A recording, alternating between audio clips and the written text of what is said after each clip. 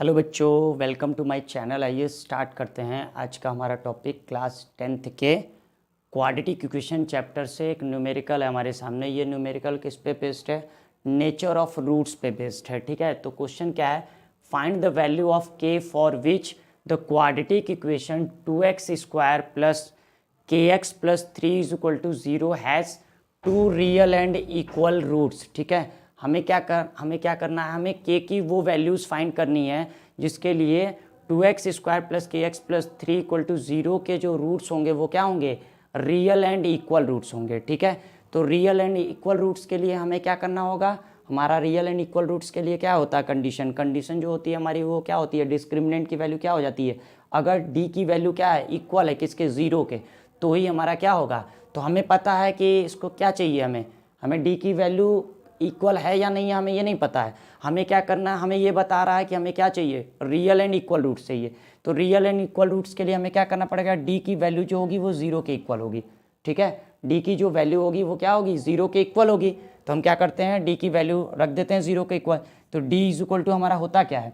d is equal to हमारा होता है b² माइनस 4ac। तो हमें क्या करना है? इस वैल्यू को 0 के इक्वल रख देना है। ठीक है, क्यों 0 के इक्वल रख रहे हैं? क्योंकि हमारे पास कह रहा है हमें क्या करना है?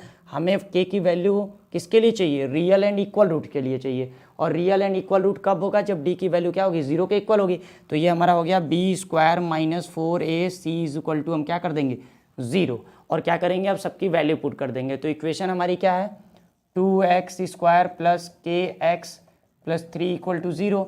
यहाँ से अगर हम a b c की वैल्यू फाइंड करेंगे तो a की वैल्यू हमारी क्या हो जाएगी? 2, b की वैल्यू हमारी क्या हो जाएगी? k, और c की वैल्यू क्या हो जाएगी? हमारी 3।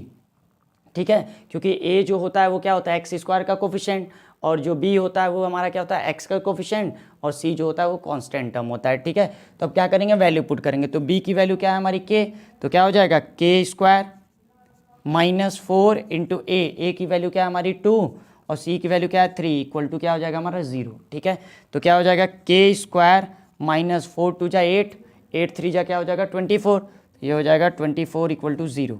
तो k² इज इक्वल टू क्या हो जाएगा? ये 24 उधर जाएगा तो क्या हो जाएगा? प्लस 24। ठीक, और k इज इक्वल टू क्या हो जाएगा? स्क्वायर हटेगा तो इधर रूट लगेगा, प्लस माइनस के साथ क्या हो जाएगा? 24। तो k की वैल्यू क्या आ जाएगी? प्लस माइनस रूट में 24। इसको और भी हम सिंपल कर सकते हैं तो क्या हो जाएगा हमारा? k is equal two plus में एक बार ले लेते हैं क्या? रूट में 24, तो ये क्या हो जाएगा? प्लस में रूट में 24 की वैल्यू क्या हो जाएगी? में हमारा क्या हो जाता है? 3 इंटू 2 इंटू क्या हो जाएगा हमारा? 4। 3 इंटू 2 इंटू 4, तो ये क्या हो जाएगा हमारा? अगर 4 है यहाँ पे तो 4 का बाहर क्या निकलेगा? 2, तो क्या हो जाएगा? 2, और रूट में क्या बचेगा? 6, तो क्या हो जाएगा? 2√6। तो k की एक वैल्यू क्या हो जाएगी? 2√6। और दूसरी वैल्यू कैसे आएगी? k इज इक्वल टू, यहाँ पे प्लस माइनस है तो एक बार हम माइनस ले लेंगे तो क्या हो जाएगा? रूट में 24। तो इसको भी ऐसे ही सॉल्व करेंगे तो क्या आ जाएगा हमारा? -2√6। तो k की एक वैल्यू हमारी क्या आ गई? प्लस में 2√6, और k की दूसरी वैल्यू क्या हो गई? माइनस में 2√6। मतलब k इज इक्वल टू हमारा क्या होगा? 2√6, और k is equal to minus 2√6। ये हमारा क्या हो जाएगा? आंसर हो जाएगा। मतलब क्या हुआ इसका? मतलब k is equal to, k की वैल्यू 2√6 और k की वैल्यू माइनस 2√6 अगर हम क्या करते हैं? इक्वेशन में रखते हैं तो हमारा जो कंडीशन होगा वो किसका होगा? रियल एंड इक्वल रूट का क्या हो जाएगा? सेटिस्फाइड हो जाएगा। मतलब हमें करना क्या था? हमें k की वो वैल्यू फाइंड करनी थी जिसके लिए क्या हो जाए?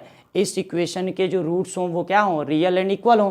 तो हमें ये तो पता चल गया नेचर। तो नेचर हमारा नेचर का रहा था रियल एंड इक्वल, और रियल एंड इक्वल कब होता है? जब d की वैल्यू 0 होती है। तो हमने d की वैल्यू को क्या कर दिया? 0 के इक्वल कर दिया। यहाँ से सारी वैल्यू पुट करने पे हमारा क्या हो गया? k का वैल्यू आ गया। ठीक है, तो इस तरीके के क्वेश्चन हमारे पेपर में बहुत पूछे जाते हैं। हमारे पास क्या करेगा? रूट्स का जो रूट्स होंगे उसका क्या कर देगा? नेचर दे देगा, और हमसे क्या करेगा? कोई एक वैल्यू अननोन कर देगा। हो सकता है यहाँ पे k गायब हो, यहाँ भी k हो सकता है, इधर भी हो सकता है, कहीं पे भी कोई वैल्यू क्या कर देगा? अननोन करके उस अननोन वैल्यू का वैल्यू पूछ लेगा। ठीक है, तो इस तरह के काफ़ी क्वेश्चन की आप प्रैक्टिस कर लीजिएगा। ठीक है, मिलते हैं नेक्स्ट वीडियो में। Thank you.